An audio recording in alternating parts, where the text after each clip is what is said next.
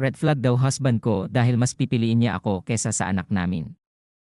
I have a workmate na pregnant gayon.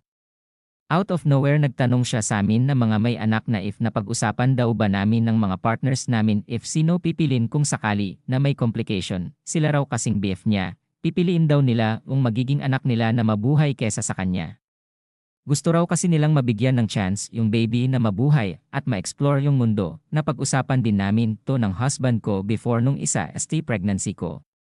Yung asawa ko, ako raw pipilin niya kesa sa baby. Ang reason niya, pwede naman daw ulit mag-anak or mag-adopt pero hindi na raw niya ako pwede mapalitan. Baka hindi niya rin daw maalagaan ng maayos ang bata kung sakali dahil sa lungkot ng pagkawala ko. Choice ko rin na buhayin ang sarili ko and I let go yung baby. Ayoko lumaki yung bata na walang nanay at ayokong iwan mag-isa yung asawa ko. Nung narinig nung office mate ko ang reason ng asawa ko,